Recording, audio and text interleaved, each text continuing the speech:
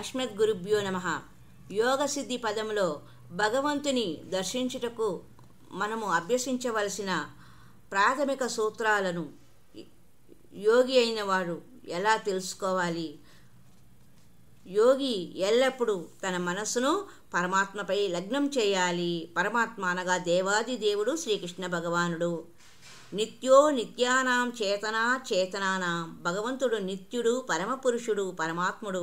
యోగ సాధన ముఖ్య ఉద్దేశం పరమాత్మను ధ్యానించటం. మనం పరమాత్మ కాదు అనే విషయాన్ని గ్రహించాలి. పరమాత్మ ఒక్క భగవంతుడే. ఇదే ద్వైతవాద సిద్ధాంతం. ద్వైతం అంటే భగవంతుడు జీవుని కంటే భిన్నుడు, అతడు పరమసత్యం, నేను వాడికి అతనికి దాసుడను. భగవంతుడు విభువు, జీవుడు అణువు, అతడు అపరిమితుడు, నేను పరిమితుడను. దీనిని భగవంతునికి మరియు మనకు నడుమ గల సంబంధంగా అవగాహన చేసుకోవాలి.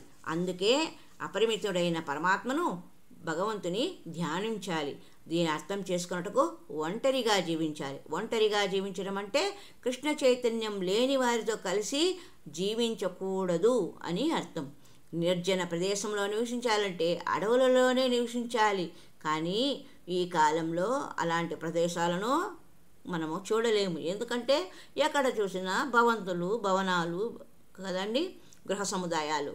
కనుక ఏకాంతం అనగా ఎక్కడ భగవంతుని గురించి బోధించబడుతుందో అక్కడ నివసించాలి అని అర్థం. యోగికి చాలా జాగ్రత్తగా తన మనస్సును నియంత్రించవలసి ఉంటుంది. అనగా మనస్సును పరమాత్మపై లేక శ్రీకృష్ణునిపై ఎల్లప్పుడూ కేంద్రీకరించాలి. ఇది వరకు వివరించబడినట్లుగా శ్రీకృష్ణుడు సూర్యుని వంటివాడు. మన మనస్సును శ్రీకృష్ణుడిపై నిలపగలిగితే చీకటి అనే ప్రశ్న ఉండదు. శ్రీకృష్ణుడు ఎల్లప్పుడూ మన మనసులలో నిండి ఉన్నట్లయితే మాయా లేక భ్రాంతికి చోటు ఉండదు. ఇది ఏకాగ్రత విధానం. యోగి అనేబడేవాడు సంపదలనే వాంఛలకు దూరంగా ఉండాలి. ఎందుకంటే మన దగ్గర ఏది లేదో దానినే పొందాలని ఆశిస్తాం, మరి పోగొట్టుకొని దాటి కొరకై రోధిస్తాము. బ్రహ్మభూత ప్రసన్నాత్మ అని భగవద్గీత 18వ అధ్యాయం 54వ శ్లోకంలో చెప్పినట్లు, ఎవరైతే నిజానికి భగవద్భక్తి చైతన్యాన్ని కలిగి ఉంటారో వారు భౌతిక సంపదల కొరకై పాకులాడరు. అతడు కేవలం శ్రీకృష్ణుని సేవించాలి అనే ఒకే ఒక కోరికను కలిగి ఉండును. కోరికలు లేకుండా ఉండుట సాధ్యపడదు, కానీ కోరికలను పవిత్రీకరించుకోవడము సాధ్యపడుతుంది. ప్రతి జీవి సహజ లక్షణం ఏదో ఒక కోరికను కలిగి ఉండడం. కానీ బద్ధావస్థలో మనము ఈ కోరికలన్నీ కల్మషంతో కూడుకొని ఉండను.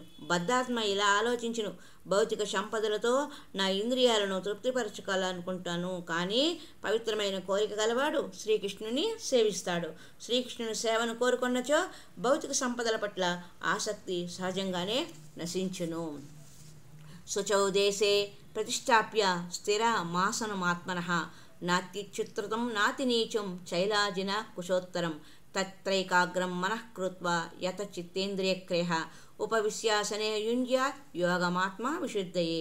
యోగాభ్యాసం కొరకు యోగి ఏకాంత స్థలమునకు వెళ్ళి నేలపై కుశాగ్రాసమును పరిచి దానిని లేడి చర్మము మరియు మృదువైన వస్త్రంతో కప్పవలను. అట్టి ఆసనము అతి ఎత్తుగాను లేదా అతి కిందగాను ఉండకుండా పవిత్రమైన ప్రదేశమునందు ఏర్పరచుకోవాలి. పిదప యోగి దానిపై స్థిరముగా కూర్చొని తన మనస్సును, ఇంద్రియములను మరియు ఇతర కార్యకలాపాలను నియంత్రించును.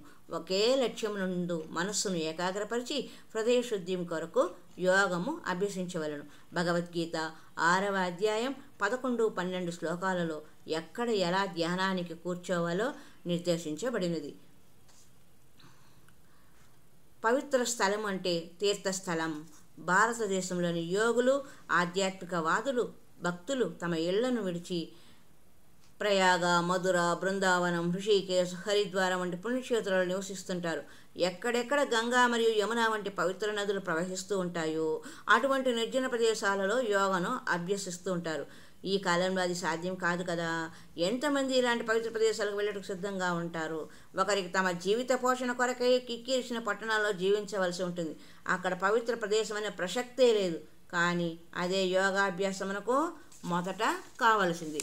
కనుక ఈ భక్తి యోగ పద్ధతికి మందిరమే పవిత్ర స్థలంగా పరిగణించబడును. మందిరాన్ని నిర్గుణ ఆధ్యాత్మికం అంటారు. వేదాల ప్రకారము పట్టణాలు రజోగుణముతో నిండి ఉండును. ఏమైనను మందిరాలు ఆధ్యాత్మికమైనవి. పట్టణాలలో నివసించినట్లయితే రజోగుణం అధికంగా గల ప్రదేశంలో నివసిస్తున్నట్లు అర్థము. ఇటువంటి ప్రదేశం నుండి తప్పించుకొనుటకు సత్వగుణ ప్రధానమైన అడవులకు వెళ్ళాలి. కానీ భగవంతుని మందిరము రజోగుణము సత్వగుణమునకు కూడా అతీతమైనది. అందుకే శ్రీకృష్ణుని మందిరమే ఈ కాలంలో ఏకాంత ప్రదేశము. ఈ కాలంలో అడవులకు వెళ్ళి నివసించుట సాధ్యపడదు. యోగ సంఘాలని పిలువబడే వాటిలో యోగాను అభ్యసిస్తున్నట్లుగా ప్రదర్శన చేస్తూ అదే సమయంలో పాపకార్యాల్లో పాల్గొనడం వల్ల ఏమీ ప్రయోజనం ఉండదు. కనుక బృహన్నారదీయ పురాణంలో చెప్పబడినట్లు కలియుగంలో జనులు సాధారణంగా అల్పాయుష్కులు, ఆధ్యాత్మిక అనుభూతి పట్ల ఆసక్తిని ఎక్కువగా కలిగి ఉండరు. అంతేకాకుండా ఎల్లప్పుడూ అనేక రకాల సమస్యలతో ఆందోళనతో చెందుతూ ఉంటారు. ఈ స్థితిలో ఆధ్యాత్మిక వికాసానికి కేవలము భగవన్నామస్మరణయే ఉత్తమ మార్గం. హరేర్నామ హరే రామ రామ రామ హరే హరేర్నామ హరేర్నామ హరేర్నామైవ కేవలం కలవు నాస్తైవ నాస్తేవ నాస్తేవ గతిరన్యద. కపటత్వము మరియు కలహాలతో కూడిన ఈ కలికాలంలో భగవంతుని పవిత్ర నామాన్ని సంకీర్తనం చేయడం తప్ప ముక్తికి మరొక మార్గం లేదు, మరొక మార్గం లేదు, మరొక మార్గం లేదు అని ఇదే పరిష్కార మార్గము. శ్రీ చైతన్య మహాప్రభువు అందించిన వరము. శ్రీ హరే కృష్ణ మహామంత్ర సంకీర్తనయే అన్ని సమస్యలకు సమాధానము. ఈ కాలంలో ఇతర యోగా పద్ధతులు సాధ్యపడవు. భగవన్నామ సంకీర్తన విధానము సరళమైనది. ఇది ప్రతి ఒక్కరూ ఆచరించుకునేలాగా సరళమైనది, సార్వత్రికమైనది. హరే రామ రామ రామ హరే హరే, హరే కృష్ణ కృష్ణ కృష్ణ హరే హరే, హరే రామ రామ రామ హరే హరే, హరే కృష్ణ కృష్ణ కృష్ణ హరే హరే. ఈ విధంగా మనము యోగ సిద్ధి మార్గంలో ద్వారా మనం భగవంతుని దర్శించుకోవడానికి అభ్యసించవలసిన శిక్షణ విధి విధానాలు. ముఖ్యంగా మనము ఇందులో గ్రహించవలసిన అంశం ఏమిటి? మనసు బుద్ధి ఇంద్రియాలను నియంత్రించుకోవాలి. మరలా ఇంద్రియాలను పవిత్రీకరించుకోవాలి.